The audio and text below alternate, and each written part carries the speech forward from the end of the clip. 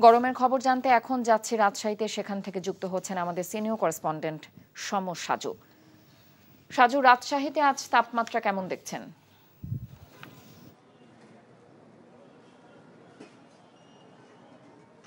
হ্যাঁ, রাজশাহীতে গত 2 দিন থেকে আবারও তাপমাত্রা বেড়ে যাচ্ছে। আমরা দেখতে পাচ্ছি গতকাল স্থানীয় আবহাওয়া অফিস সর্বোচ্চ তাপমাত্রা রেকর্ড করেছে 38 ডিগ্রি সেলসিয়াস। আমি কিছুক্ষণ আগে স্থানীয় আবহাওয়া অফিসের সঙ্গে কথা বলেছি, তারা বলেছেন আজকে সকালে এরই মধ্যে তাপমাত্রা 32 ডিগ্রি সেলসিয়াস অতিক্রম করেছে।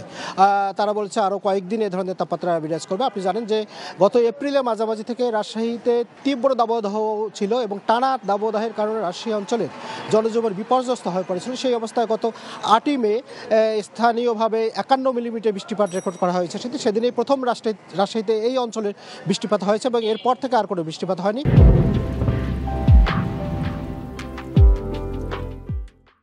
তো বৃষ্টিপাতের পর রাজশাহীতে তাপমাত্রা কিছুটা কমলেও আবার যেহেতু তাপমাত্রা বাড়ছে, এই যে তাপমাত্রার যে তারতম্য, এ কারণেই আমরা লক্ষ্য করছি এবং ডাক্তারদের সঙ্গে কথা বলে যেটা জেনেছি যে ঘরে ঘরে মানুষের রোগ দেবালি দেখা দিয়েছে। বিশেষ করে সর্দি জ্বরে আক্রান্ত হচ্ছে বিভিন্ন বয়সী ছেলে মানুষ।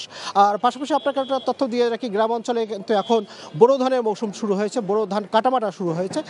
যারা কৃষি শ্রমজীবী মানুষ, যারা ক্ষেত খামারে কাজ করছে, তারা পড়েছে এই যে গরমের কারণে চরমবিপাকে পড়েছে। তারা কড়া রোদ উপেক্ষা করে তাদের মাঠে গিয়ে ধান কাটতে হচ্ছে, সেই ধানগুলো মাথায় করে তাদেরকে আবার কৃষকদের বাড়িতে বাড়িতে নিয়ে যেতে হচ্ছে।